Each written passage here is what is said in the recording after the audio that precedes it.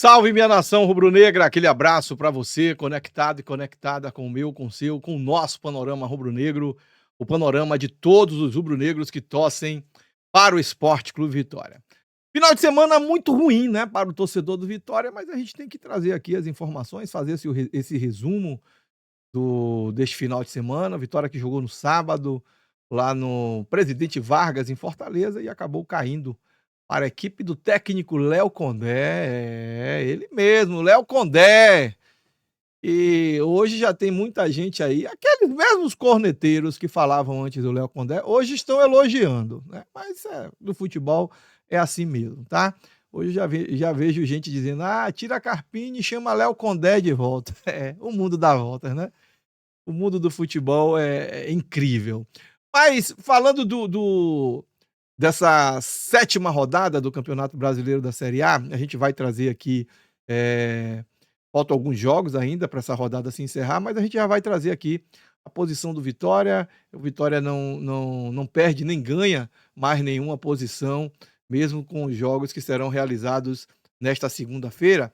E a gente já vai trazer aqui, ó, deixa eu trazer aqui os resultados já dos jogos realizados, neste final de semana, na sexta-feira, no sábado e também neste domingo. O São Paulo empatou em 0-0 com Fortaleza, o Fluminense venceu o Sport por 2-1, golzinho no final do Fluminense. O Corinthians, com 3 gols de Yuri Alberto, olha aí, ó, venceu, goleou o Internacional de Porto Alegre por 4-2 lá na Neoquímica Arena. O Vitória perdeu para o Ceará por 1-0, o Bahia ganhou do Botafogo por 1-0, tá aqui outro problema para o torcedor do Vitória, né? O Vitória perde, o Bahia ganha, aí o negócio se complica mais ainda e o torcedor fica mais pé da vida do que antes. O Vasco perdeu em casa para o Palmeiras por 1-0, o Vasco que será o próximo adversário do Vitória, tá? E o Grêmio, olha o Grêmio aí, saiu da zona de rebaixamento. O Grêmio deu um pulo na tabela de classificação porque venceu o Santos lá na Arena do Grêmio pelo placar de 1-0. No Mineirão, o Cruzeiro também com um golzinho no finalzinho, o Gabigol acabou perdendo o pênalti, mas pegou o rebote ali e conseguiu fazer o gol da vitória do Cruzeiro por 2-1 para cima do Flamengo, o Flamengo que perdeu a liderança.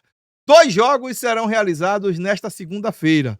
Lá em Bragança Paulista, ou melhor, no Cícero de Souza Marques, né, que já que o estádio do Bragantino está passando por uma reforma, né, vai ser ampliado o Nabi Abichedi, e esse jogo contra o Mirassol vai ser realizado lá no Cícero de Souza Marques, nesta segunda-feira, às 19 horas. Também nesta segunda-feira, no Alfredo Jaconi, em Caxias do Sul, o Atlético Mineiro vai enfrentar a equipe do Juventude. Eu falei que o Vitória não perderia mais posições, mas o Vitória pode até alcançar, né? Pode ultrapassar o Atlético Mineiro, caso o Atlético Mineiro perca o seu jogo e não faça gols, né? E não faça gols. Se tomar 1-0, Vitória o Atlético Mineiro vai para o saldo de -3. Vitória também tem -3, só que o Vitória teria um gol a mais, tá?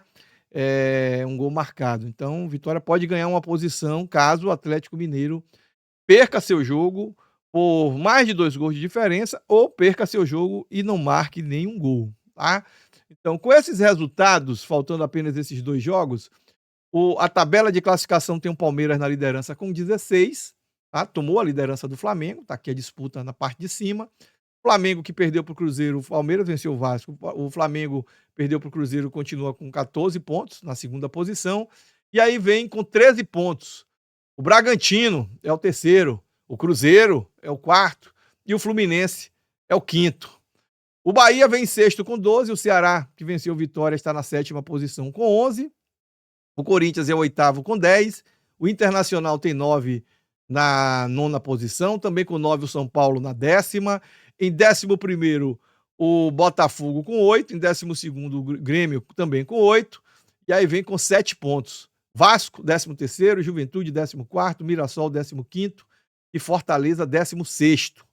Com 6 pontos, o Atlético Mineiro, que ainda vai jogar na rodada, o Atlético Mineiro pode colocar o Fortaleza na zona de rebaixamento, caso o Atlético Mineiro vença. Então teríamos aí 3 nordestinos na zona de rebaixamento, tá? Vamos torcer O Atlético tome a pancadinha dele, do Juventude. Vamos torcer. E o Atlético é o 17º com 6, o Vitória é o 18º com 6, o Santos é o 19º com 4 e o Sport é o 20º, é o lanterna, com 2 pontos apenas. Tá? Na próxima rodada, teremos aí Fortaleza e Juventude, lá no Presidente Vargas, Mirassol e Corinthians, lá no Maião, em Mirassol, Grêmio e Bragantino, esses jogos no sábado, viu? Grêmio e Bragantino na Arena do Grêmio, Vitória e Vasco no Barradão e Flamengo e Bahia no Maracanã. No domingo, Sport e Cruzeiro na Ilha do Retiro. Na Arena Barueri, também no domingo, o Palmeiras vai enfrentar o São Paulo, no Clássico Paulista.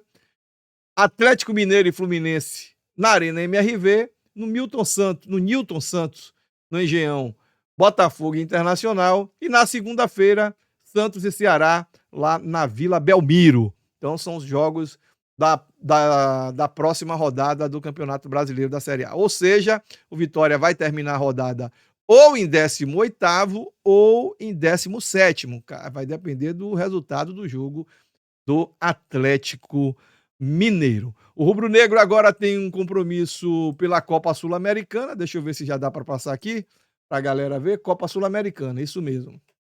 Já dá para ver aí a Copa Sul-Americana, a tabela da Copa Sul-Americana. O Vitória que está no grupo B, na 3ª posição, ainda não venceu, tá? Vitória tem 3 jogos com 2 empates e 1 derrota. Perdeu para o Cerro Largo, que é o segundo colocado com 4 pontos. O Cerro Largo vai enfrentar a Universidade Católica do Equador lá no Uruguai, lá no Centenário, no Estádio Centenário. Então, o Vitória tem que torcer ou por um empate, né? Um empate dá uma segurada aí, o Universidade fica com 8, o Cerro Largo vai para 5. Aí o Vitória precisa vencer a equipe do Defensa e Justiça, tá?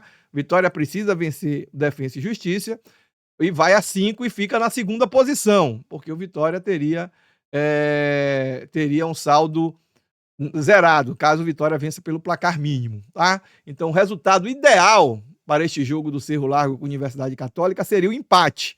O empate porque dava uma segurada na Universidade do Quito e o Cerro Largo ficaria apenas com 5 pontos. E aí depois do Vitória vai ter o jogo contra o Cerro Largo lá no Uruguai, né? Esse jogo que vai ser no dia 14. No dia 14, Vitória e Cerro Largo lá no Estádio Centenário. Então, o resultado de empate nesse jogo aqui do Cerro Largo com a Universidade Católica de Quito seria uma boa, mas se a Universidade ganhar, melhor ainda, né?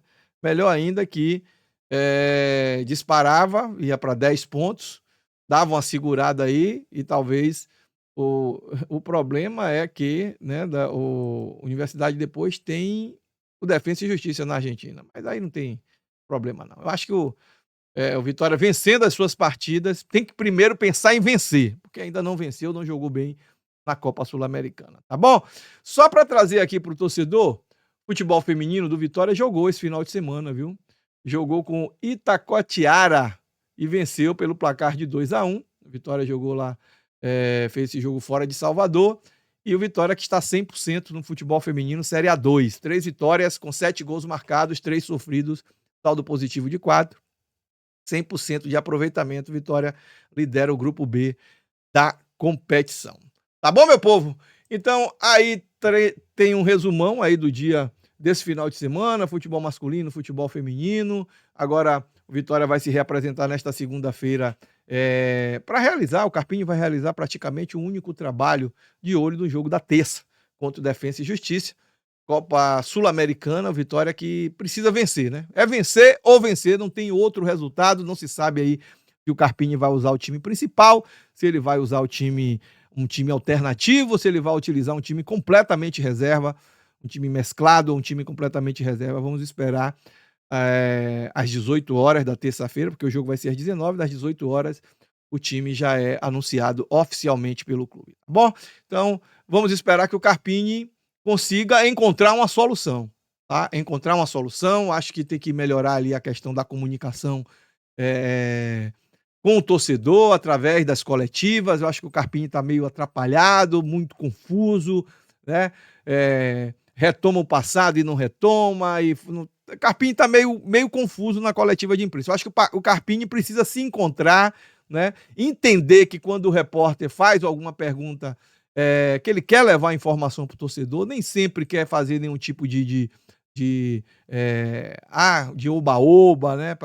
Porque perdeu que está tudo acabado, porque ganhou que está tudo bem. Não. O repórter faz a pergunta porque o torcedor quer saber aquilo. E desde que seja feita com respeito a pergunta, né? Seja feita com respeito, sem ofender ninguém, sem desmerecer nenhum tipo de profissional, acho que essa pergunta deve ser respondida, né?